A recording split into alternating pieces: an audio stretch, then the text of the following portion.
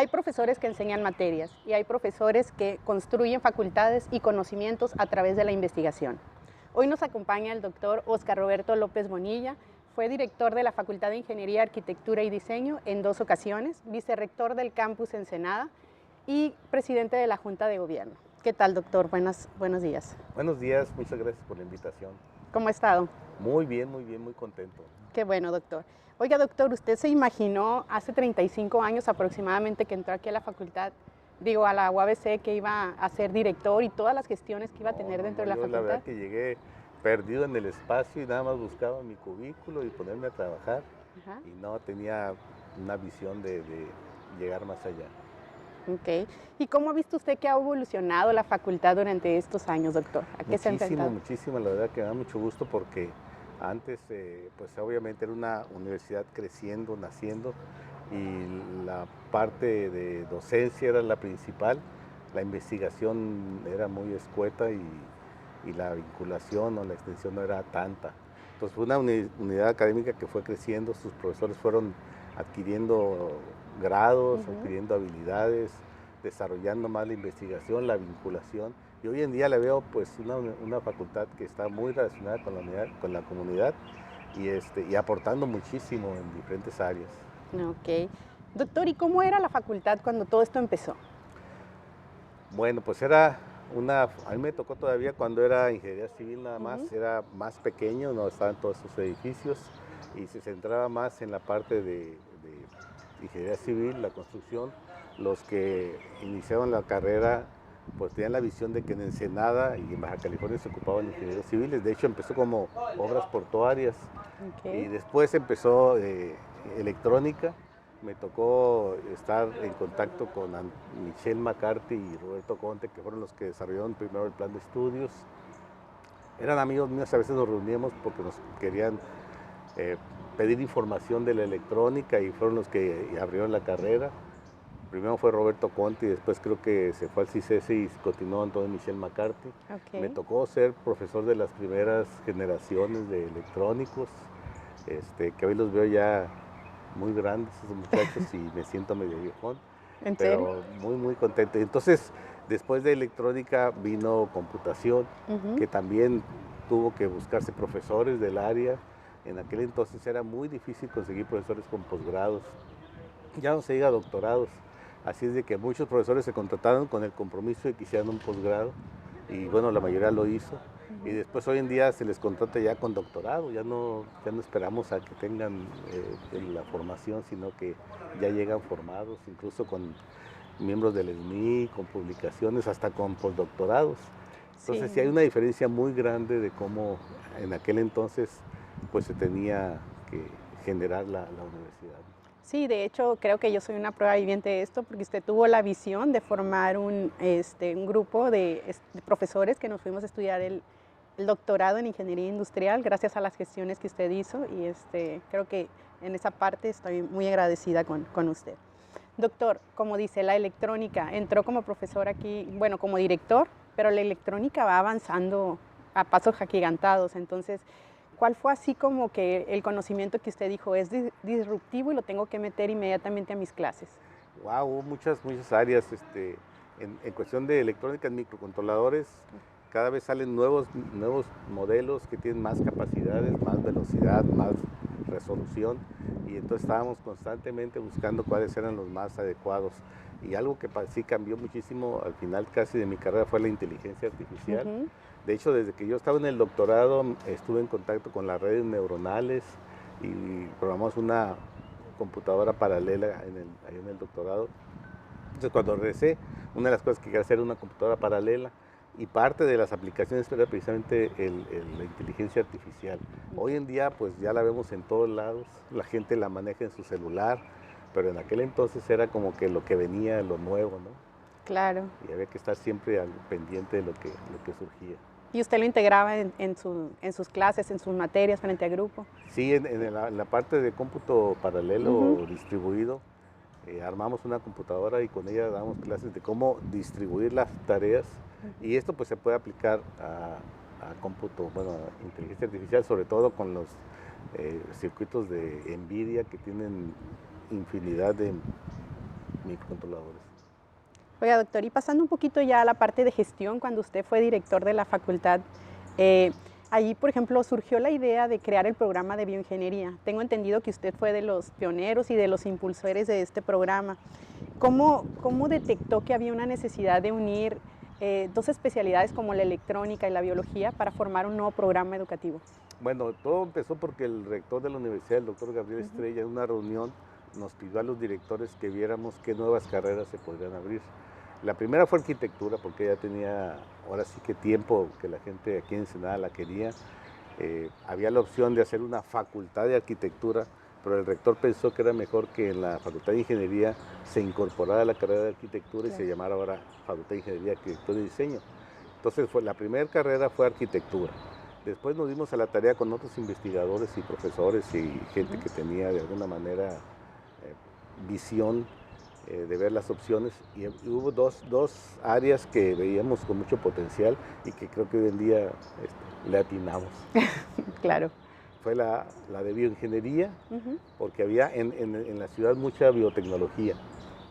Yo me puse a leer y lo que venía en bioingeniería era maravilloso, tanto en la cuestión biomédica como de producción de materiales, y pues eso nos llamó la atención, lo investigamos, se lo presentamos al rector. Trabajamos en conjunto con gente de Mexicali, de Tijuana, Sí. y después de concluir todo el plan de estudios, ya que se iba a salir la carrera, resultó que Ensenada no se iba a abrir. ¿Serio? ¿En serio? Nada más. Pero, Después de trabajar mucho nos dijeron que nada más Mexicali y Valle de las Palmas. Entonces yo sí me enojé y fui a decirle al rector que no era posible, y total que me enojé y le dije, y finalmente aceptó que se abriera en Ensenada, pero como plan piloto, a ver si prendía. Y pues sí prendió y se tuvo mucha matrícula, y hoy en día los maestros del área de bioingeniería pues son investigadores con miembros del SNI, con programas, proyectos importantes, así de que creo que fue una buena decisión. La otra fue nanotecnología. Ahí sí estuvimos trabajando en colaboración con el Centro de Nanociencias y Nanotecnología. Originalmente iba a ser un programa conjunto. Sin embargo, hubo diferencias porque el programa de ingeniería tiene que ser, pues ahora sí que con las características de todos los programas de ingeniería, que era con tronco común, 8 semestres, 350 créditos, y los que trabajaban por parte del UNAM querían que tuviera condiciones diferentes y condiciones especiales, cosa que el rector no estuvo de acuerdo, ni yo tampoco. Entonces hubo un momento en que ya nos separamos y ellos decidieron crear su licenciatura en nanotecnología. Nosotros continuamos con la ingeniería de nanotecnología. También estuvimos apoyándonos en los equipos que ellos tienen y profesores egresados y formados por ellos, así de que hoy en día también es un área que tiene mucho potencial y que ha avanzado muchísimo, y ahora los semiconductores van muy del lado de la nanotecnología, así es de que muchos de nuestros egresados ya están incursionando en esas áreas. Sí, yo creo que son carreras disruptivas y que pues básicamente impulsadas por la Facultad de Ingeniería en gran medida, ¿no? Sí. Y ahorita retomando lo del tema de arquitectura, me llama mucho la atención porque dentro de su gestión logró integrar lo que es la ingeniería, lo que llamamos más lo duro, los procesos duros, con el arte, con el diseño. ¿Cómo logró usted conjuntar este programa educativo en una facultad de puros ingenieros? ¿Cómo logró ese cambio? No fue tan fácil porque al principio había resistencia, sobre todo de los arquitectos que se incorporan a la unidad académica. Es que yo me di a la tarea de buscar en el mundo entero, no solo en México, cuáles universidades tenían programas de arquitectura y de ingeniería civil en la misma unidad académica. Muchas la tienen separados, como en Mexicali, la UABC, pero en algunas ciudades del mundo, en Barcelona, en muchos lugares, encontré que había universidades que tenían los dos perfiles. Incluso el Politécnico tenía la carrera de ingeniero arquitecto, que es una combinación un poco rara, pero ya existía. Y también me di la tarea de buscar en el mundo cuántas empresas tenían especialistas de las dos áreas trabajando juntos. Y la verdad que es muchísimo, casi yo creo que la mayoría de los despachos que tienen arquitectura se apoyan de los ingenieros, o los que construyen se apoyan de los arquitectos. Así es que eran dos áreas que estaban muy en conjunto. Sin embargo, había resistencia porque tradicionalmente en la UABC estaban separadas arquitectura e ingeniería. Finalmente, pues apoyándonos a algunos profesores que sí tenían la visión, logramos incorporarlos. Hubo que cambiar el nombre de la facultad para que se sintieran integrados. La idea también era abrir diseño y por eso se puso Facultad de Ingeniería, Arquitectura y Diseño. Sí. Y ahorita creo que ya estamos trabajando en conjunto, lo veo en las semanas de la Facultad de Ingeniería, Arquitectura y Diseño, en las jornadas, en donde hay eventos donde los arquitectos también participan junto con sus alumnos y pues ha habido una muy buena integración. Sí, creo que ese tipo de actividades o de acciones de meter a lo mejor perfiles que parezcan diferentes, pero que en realidad todos somos interdisciplinarios, podemos trabajar en conjunto. Se ha logrado un buen desarrollo aquí dentro de la facultad, porque incluso ya hay arquitectos trabajando con nanos, por ejemplo, en el desarrollo de nuevos materiales y creo que a lo mejor si hubiéramos estado en espacios separados hubiera sido un poquito más difícil ver esa Sí, mira, parte, ¿no? la convivencia cotidiana hace que, por ejemplo, el software con arquitectura también hay muchísima área. Materiales nuevos con arquitectura también les ayuda muchísimo a ampliar su panorama. Claro.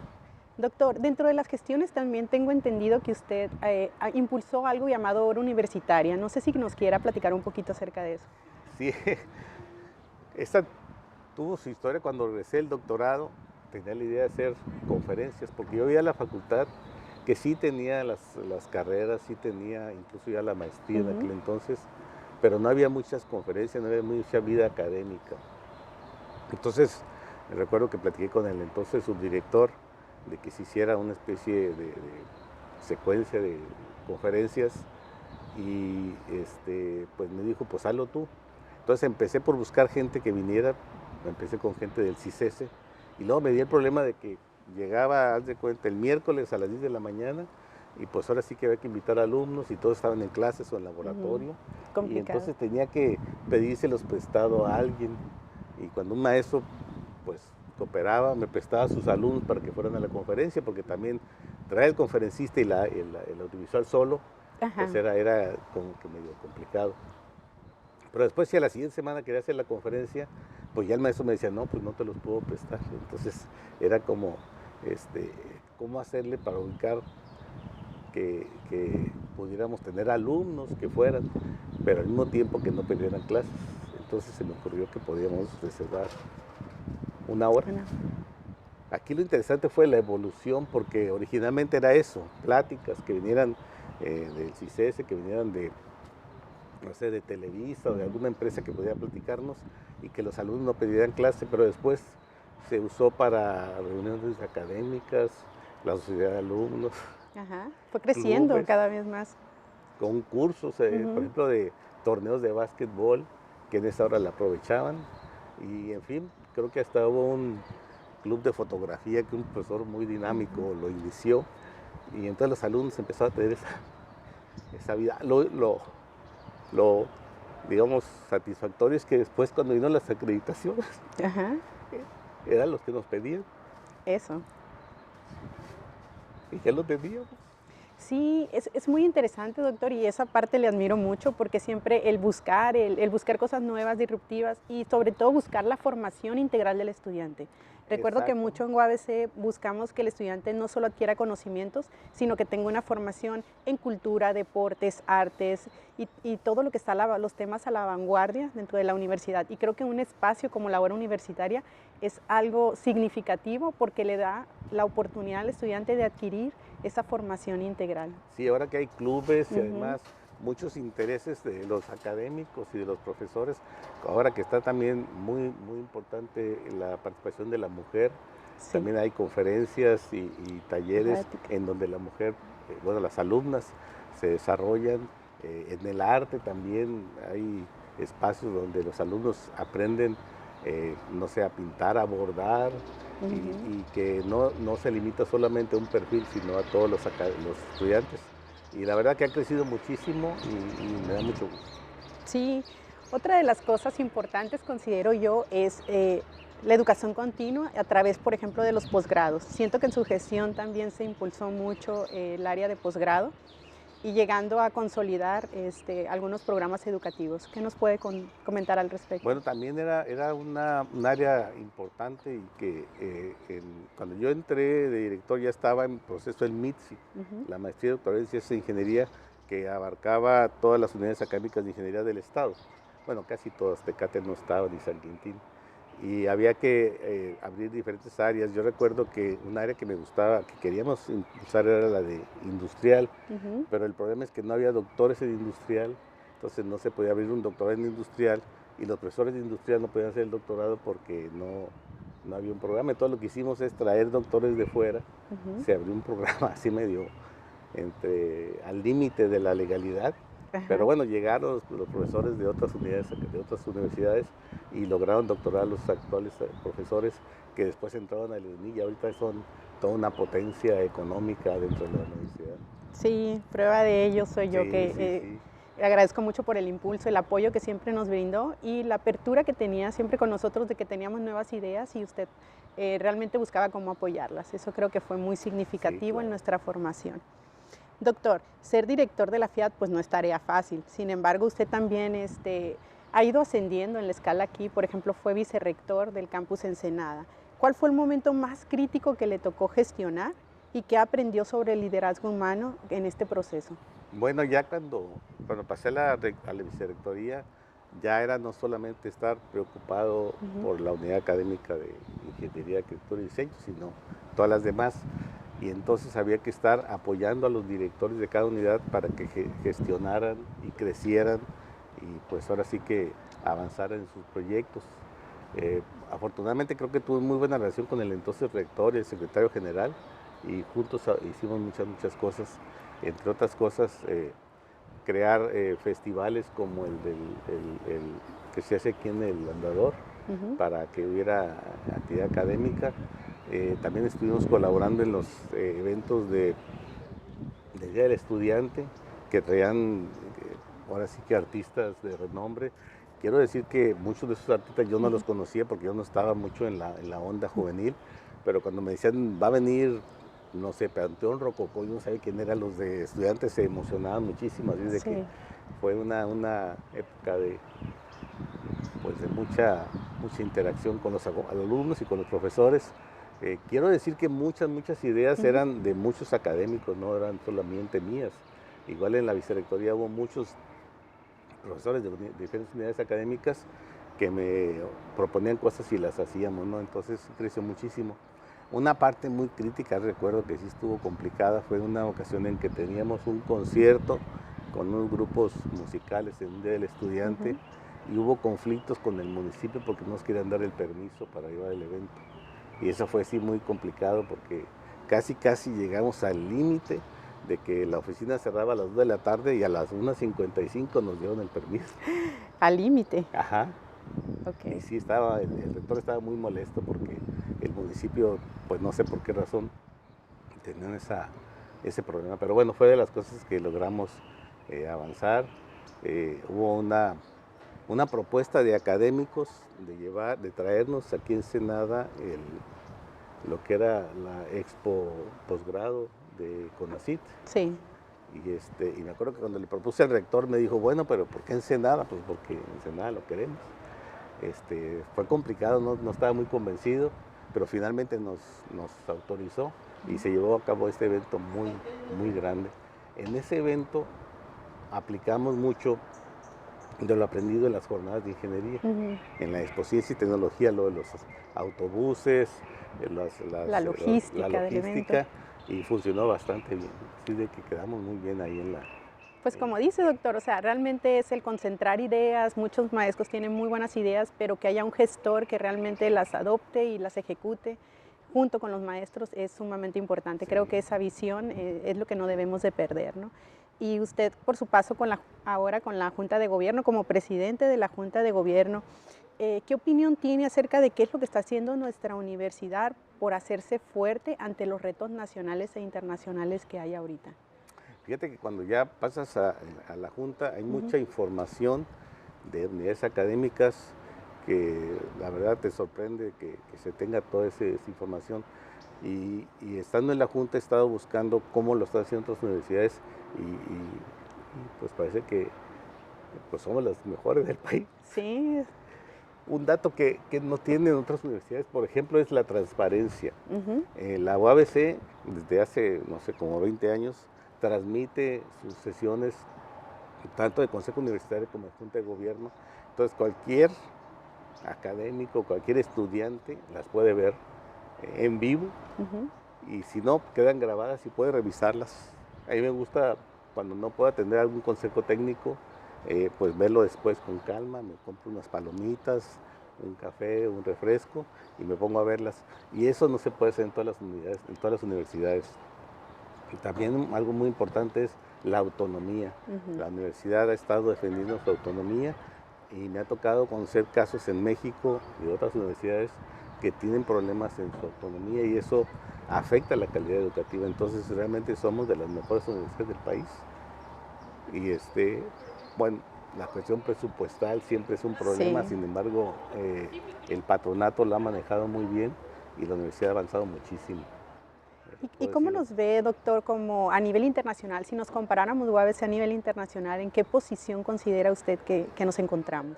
Bueno, ya están los rankings Ujú.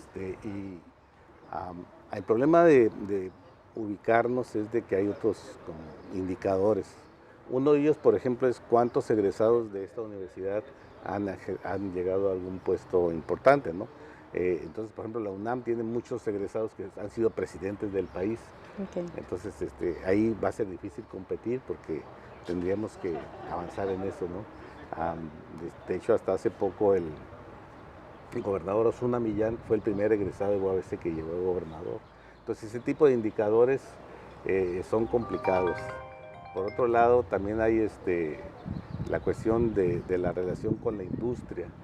Y ese es, pues, es un puente que se construye por los dos lados. Ujú. Entonces necesitamos también en la industria o en las empresas gente con visión que pueda buscar a la universidad y hacer esa relación. Entonces yo pienso que de nuestro lado estamos trabajando mucho y hay que esperar que también de la sociedad se tenga ese crecimiento. Claro, y también parte de los rankings internacionales pues está la publicación de artículos científicos, el impacto de los mismos, y creo que en comparación tenemos buen nivel como UABC, ¿no? Sí, actualmente muchos de los académicos ya son miembros del Sistema Nacional de Ujú. Investigadores, lo que da mucho gusto. Y cada vez más tenemos equipamientos que ayudan a que los profesores hagan investigación de punta y avancen en la cuestión científica. Sí, pues se le nota, doctor, esa pasión por la enseñanza, esa Sí. pasión por la innovación que tiene usted, pero ¿cómo logra equilibrar esa pasión de la enseñanza con, por ejemplo, las gestiones de alto nivel que ha tenido aquí en la universidad? Bueno, es que al final todas las gestiones tienen un destino que son los Ujú. alumnos Claro. o la academia.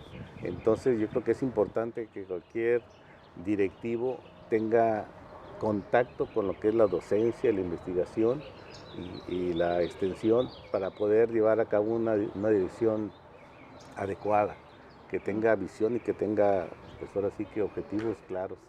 Entonces, siempre el centro son los alumnos, siempre el centro es la docencia, la investigación y con eso como base, pues ya puedes ampliar muchísimo. Claro.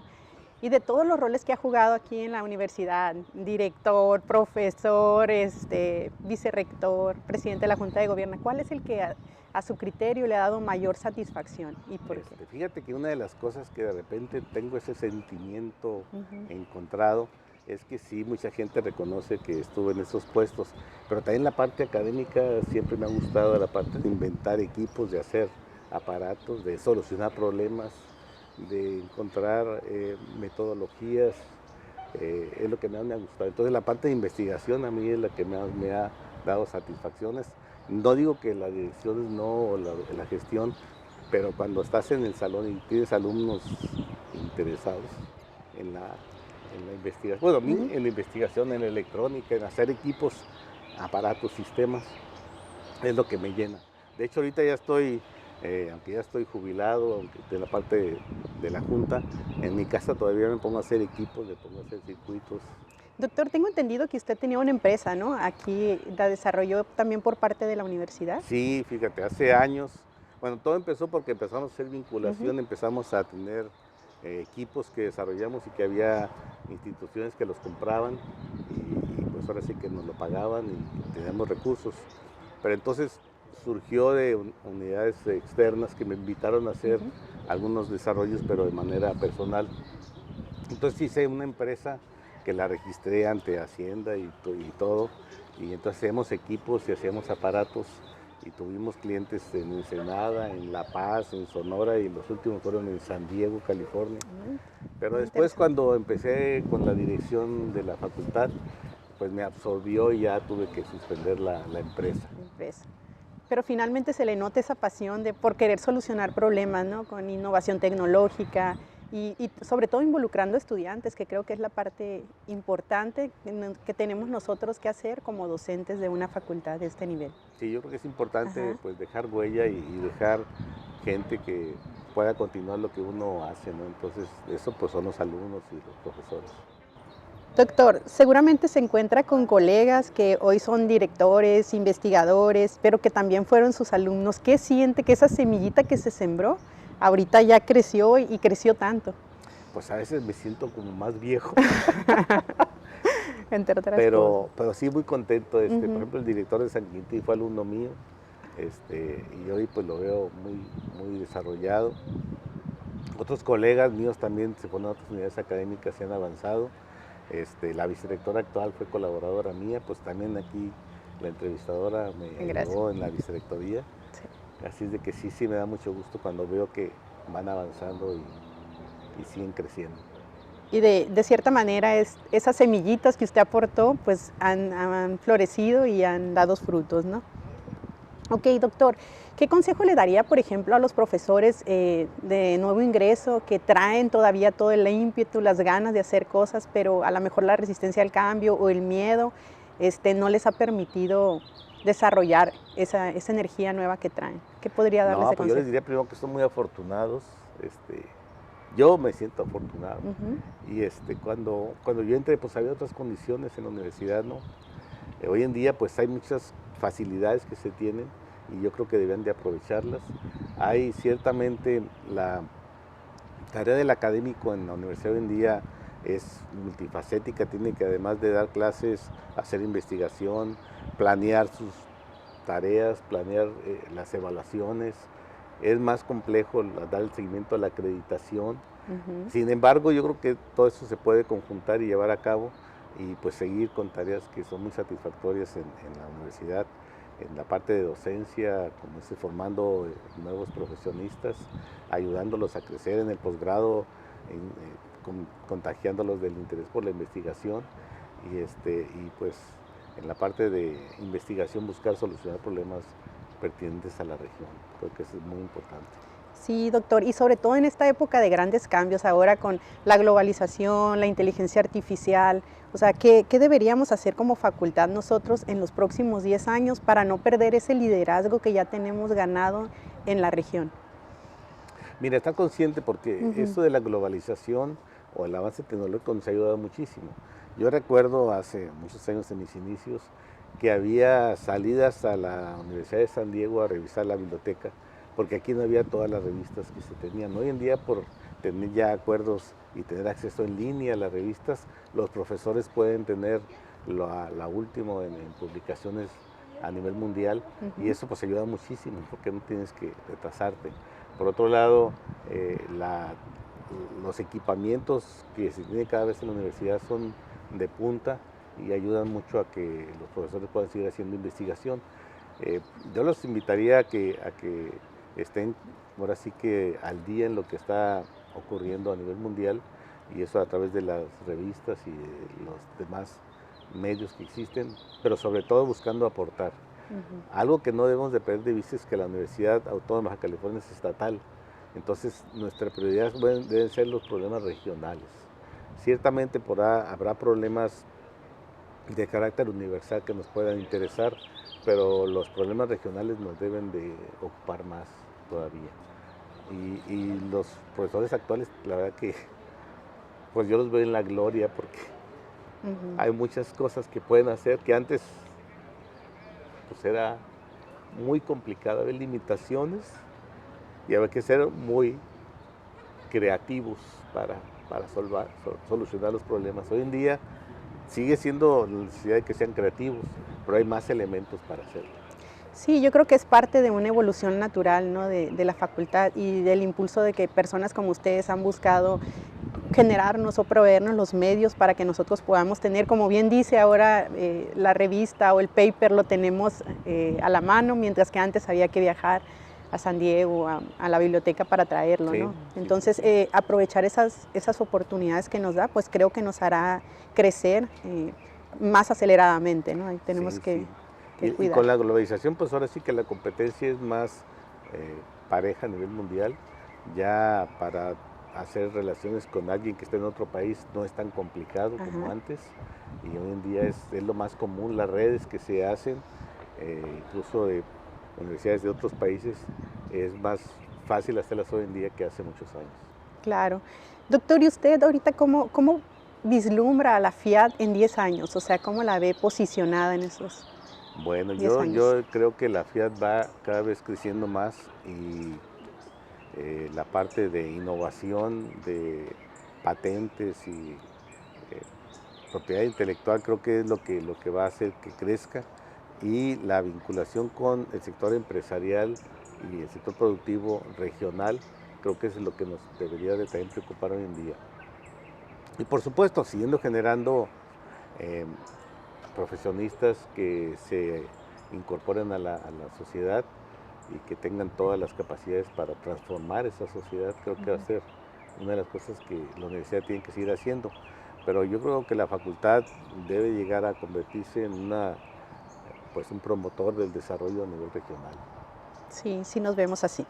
Doctor, y en plan personal, ¿qué es lo que sigue ahora en esta nueva etapa? Después de más de 35 años en la facultad, ¿cuáles son sus planes en esta etapa? Pues yo sigo inventando cosas, Muy bien. sigo siendo creativo con mis proyectos.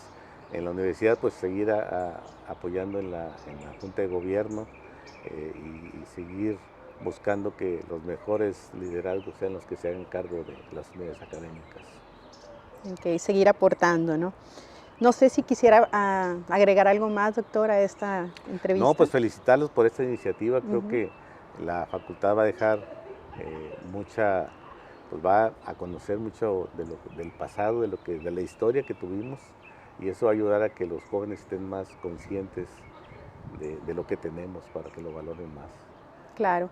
A título personal y creo que también de mis compañeros, le quiero agradecer por todo el apoyo que siempre nos brindó desde que llegamos. Tengo 20 años en esta facultad y desde que llegué me sentí muy apoyada y las ideas que tenía y que se las compartía, de cierta manera buscábamos cómo realizarlas si es que eran factibles. No todas las ideas eran tan buenas, pero las que eran buenas se vieron apoyadas por usted. En ese sentido, pues le doy las gracias, doctor, no solo por las clases que impartió en esta facultad, sino porque nos dio una facultad en la cual nosotros podemos crecer y desarrollarnos. Su legado va a estar aquí siempre, en cada plano de arquitectura, en cada circuito de bioingeniería, en cada transferencia que se haga, porque usted aportó la semillita que ahorita está dando frutos y queremos que siga dando frutos. No, pues Gracias. muchas gracias Por nada. y felicidades. Gracias.